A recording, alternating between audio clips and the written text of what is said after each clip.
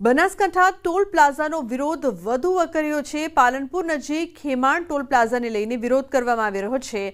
આસપાસના ખેડૂતોને ટોલ ટેક્સમાંથી મુક્તિ આપવાની માંગ, 18 ઓગસ્ટે ઉગ્ર આંદોલન કરવાની ચીમકી, પશુધન સાથે 15 ગામના ખેડૂતો વિરોધ કરવાની ચીમકી ઉચ્ચારી રહ્યા છે।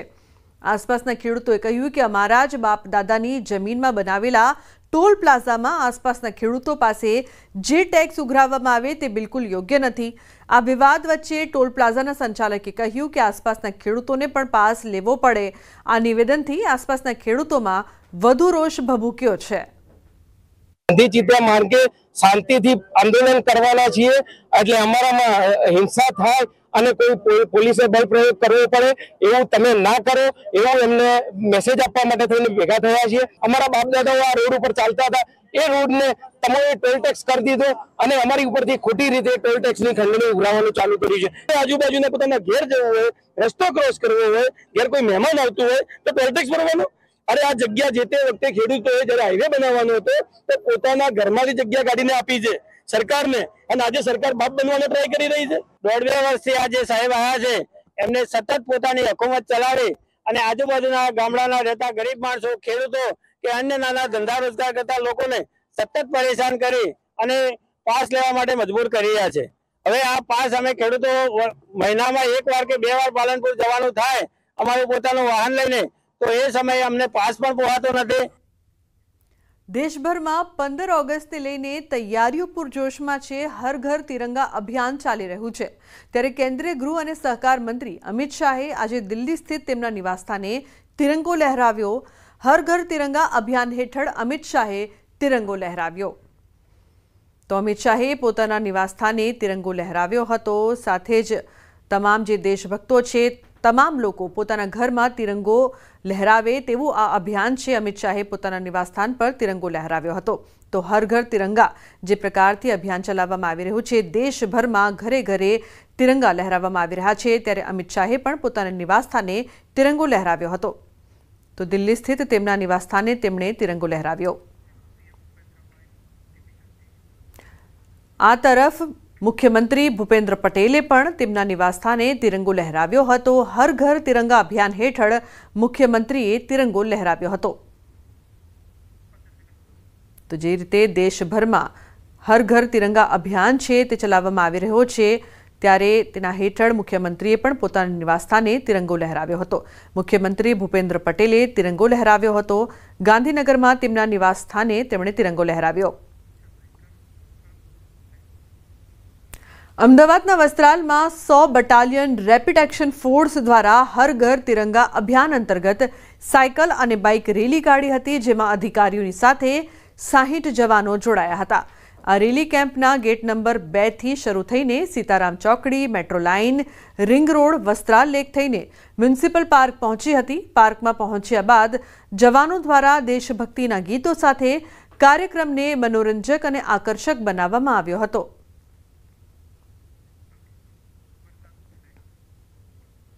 अन्य समाचारनी बात करिए तो दाहोद जिला में लांबा समय बाद वरसादी माहौल। લીંબડી सहित आसपासना विस्तारों में वरसाद वरस्यो छे। छेल्ला 1 महीनाथी जिला में हतो नहीवत वरसाद। असह्य गर्मी वच्चे वरसाद वरसता वातावरण में ठंडक प्रसरी छे।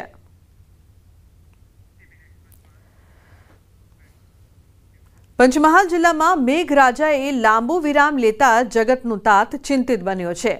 मोंघादाट खातर अने बियारण लावी वावेतर करायेलो ऊभो पाक सुकाईने निष्फळ जवाना आरे आवी गयो छे। जे खेडूतो पासे सिंचाई सुविधा उपलब्ध छे तेओ हाल मोंघू डीजल लावीने पाकने बचाववा मथामण करी रह्या छे। गत वर्षनी सरखामणी ऑगस्ट मासमां हजी માંડ 1% पण वरसाद वरस्यो नथी। खेडूतोए मकाई, तुवेर अने डांगर सहितना पाकनुं वावेतर कर्युं छे।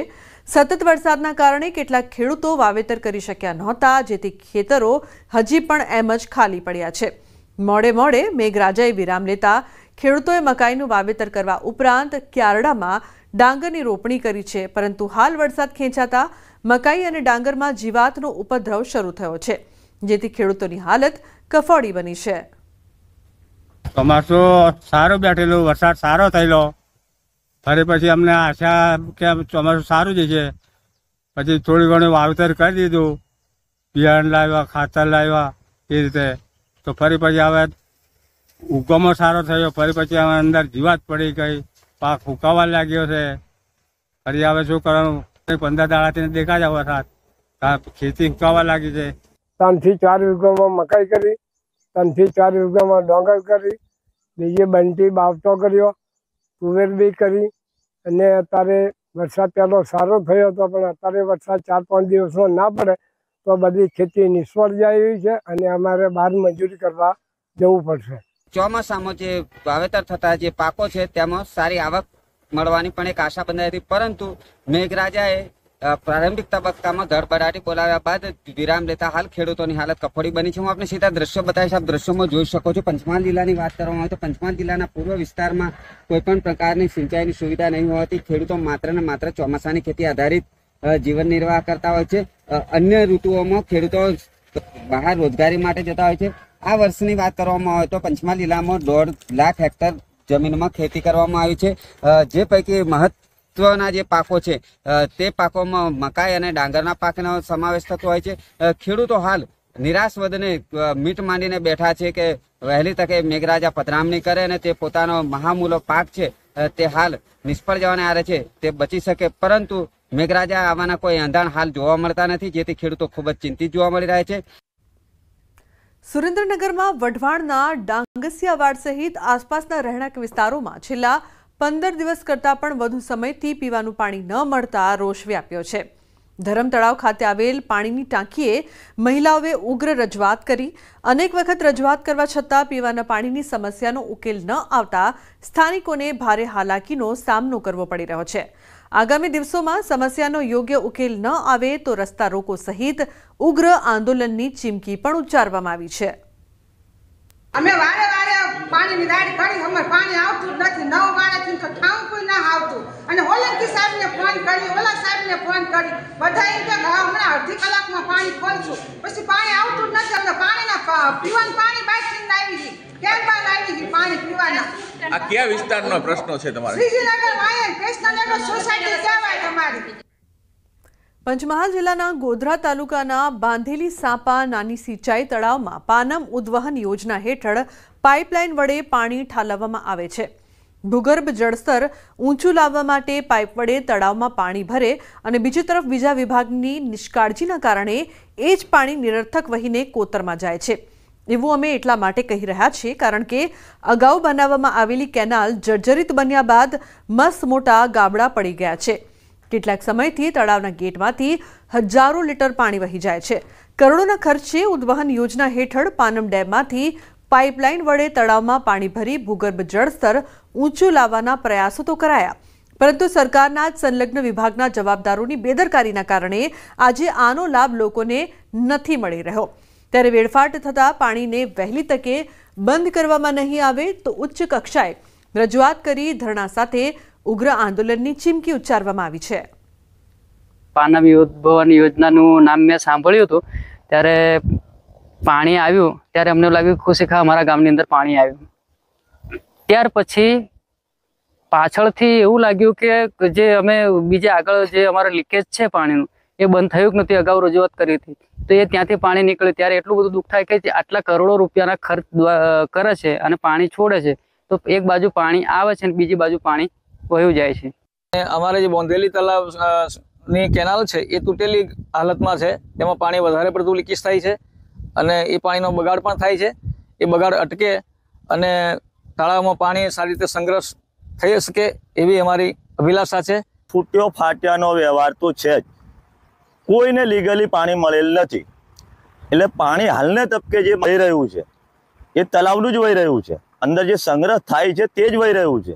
હવે સરકારશ્રીને કે કોઈ કર્મચારીશ્રીને કે પાણી બંધ જે વહી રહ્યું છે બંધ કરો, અને કાં તો નહીં તો પછી આ સિંચાઈની જમીન જે છે એની વચ્ચે જમીન લોકોની બગાડેલી છે એ પૂરેપૂરી કેનાલ બંધ કરી દો। પંચમહાલ જિલ્લામાં સરકાર દ્વારા પાનમ ઉદ્યોગ યોજના હેઠળ તળાવો ભરવાની યોજના 2 દિવસ પૂર્વે શરૂ કરવામાં આવી છે, જેને લઈને ખેડૂતોમાં ખુશીનો માહોલ જોવા મળી રહ્યો છે।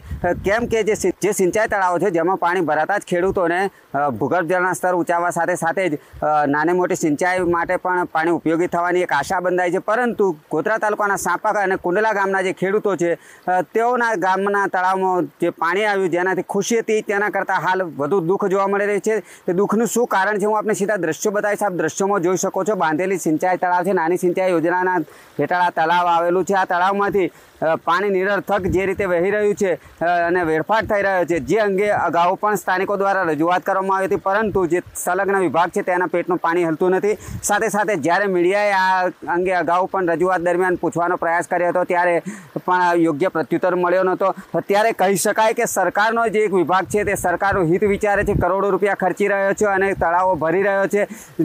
બીજી તરફ સરકારનો જ વિભાગ છે નાની સિંચાઈ વિભાગ, તેના દ્વારા જે આ વર્ષોથી લીકેજ છે પાણીનું, નિરર્થક પાણીનો વેડફાટ થઈ રહ્યો છે તેને બંધ કરવાની તસ્દી લેવામાં આવતી નથી, જેથી સ્થાનિકોમાં ભારે રોષ જોવા મળી રહ્યો છે। પરંતુ જે કેનાલમાંથી નિરર્થક વહી રહેલા દુર્વ્યય થઈ રહેલા પાણીનો વેડફાટ બંધ કરવામાં આવે તો જે તળાવ છે જેમાં પાણી ભરાઈ રહે અને પાણી ભરાતા જ ભૂગર્ભ જળના સ્તર ઊંચા આવે, સાથે સાથે પશુઓને પીવા માટે પાણી ઉપયોગી થઈ શકે એમ છે। સરકારનો એક વિભાગ છે તેના દ્વારા લાખો અને કરોડો રૂપિયા ખર્ચ કરી અને તળાવો ભરવામાં આવી રહ્યા છે, ત્યારે બીજી તરફ સરકારનો બીજો વિભાગ છે તેની બેદરકારીને પગલે પાણીનો વેડફાટ થઈ રહ્યો છે, જેથી વહેલી તકે સરકારનો સંલગ્ન વિભાગ જાગે, નાની સિંચાઈ વિભાગ દ્વારા વહેલી તકે આ જે પાણીનો નિરર્થક વેડફાટ છે તે બંધ કરવામાં આવે। હાલ તો સ્થાનિકો માગણી કરતા જોવા મળી રહ્યા છે। રાજેશ જોશી, ન્યૂઝ 18 ગુજરાતી, ગોધરા, પંચમહાલ। ગાંધીનગરમાં આજે કેબિનેટની બેઠક શરૂ, 15મી ઓગસ્ટની ઉજવણી મુદ્દે ચર્ચા, જન્માષ્ટમીના મેળા અને ઉજવણી મુદ્દે ચર્ચા, રાજ્યમાં પીવાના અને સિંચાઈના પાણી વિતરણ અંગે સમીક્ષા। તો ચોમાસામાં નીચાણવાળા વિસ્તારોમાં જળભરાવ અને પુનઃસ્થાપન અંગે ચર્ચા કરવામાં આવશે। રસ્તાઓ પરના ખાડા, જર્જરિત પુલના સમારકામની કામગીરીની સમીક્ષા પણ કરવામાં આવશે। ચોમાસામાં વિવિધ વિભાગોની સજ્જતા અંગે ચર્ચા કરાશે।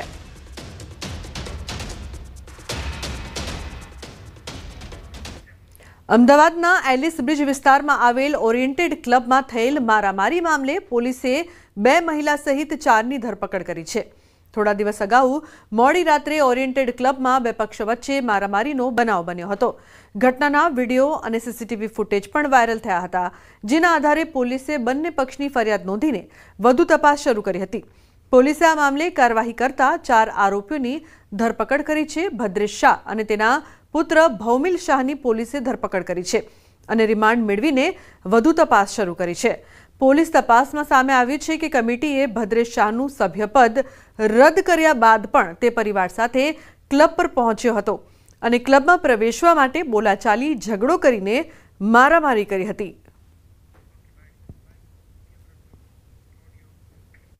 બનાવ બન્યો એ દિવસે આખો પરિવાર અંદર એન્ટર થયો, એણે નોટિસ વાંચે છે, ફોટો પાડે છે, બેસે છે। ત્યાર પછી એ એકાએક બહાર નીકળે છે, થોડી વાર પછી અને બૂમાબૂમ કરવા માંડે છે, એટલે બહારથી માણસો ભેગા થાય છે। ભેગા થઈ અને જેવા એન્ટર થાય છે આવતાની સાથે જ જે સામેના ફરિયાદી છે એને સીધું મારવાનું જ એ શરૂ કરે છે ભદ્રેશભાઈ અને એ બધા ભેગા થઈને, અને ઉપરથી માર્યા પછી બૂમાબૂમ કરે છે કે અમને માર્યા, અને સોશિયલ મીડિયામાં ખોટી રીતે તદ્દન વિગતો ઉપજાવી કાઢી। પીએમ મોદી આવશે ગુજરાત પ્રવાસે, 24 અને 25 ઓગસ્ટે ગુજરાત પ્રવાસે વડનગરમાં ટ્રાન્સપોર્ટ હબનું ઉદ્ઘાટન કરશે। બેચરાજીમાં સુઝુકી મોટરના બેટરી સંચાલિત વાહનોના પ્રોડક્શન યુનિટનો શુભારંભ કરશે। તો ગાંધીનગર રાજભવનમાં રાત્રિ રોકાણ સાથે રાજકીય નેતાઓ સાથે બેઠકની પણ સંભાવના। ગીતા જોડાય છે ફોન લાઈન પર વધુ માહિતી આપવા માટે। ગીતા, શું વધુ અપડેટ છે આ સમગ્ર મામલે? વડાપ્રધાન નરેન્દ્ર મોદી આગામી 24 અને 25 ઓગસ્ટે ગુજરાતના પ્રવાસે આવવાની સંભાવના છે। આ 2 દિવસના પ્રવાસ દરમિયાન તેઓ વડનગર, બેચરાજી અને ગાંધીનગરમાં યોજાનાર વિવિધ કાર્યક્રમોમાં ભાગ લેશે। મુખ્ય તો જે વતન વડનગર છે અને ઉદ્યોગ નગરી બેચરાજી છે, ત્યાં આગળ પૂર્વ આયોજિત કાર્યક્રમો છે જેમાં તેઓ ભાગ લેનાર છે। વડનગરમાં મલ્ટી મોડેલ ટ્રાન્સપોર્ટ હબનું તેઓ ઉદ્ઘાટન કરનાર છે।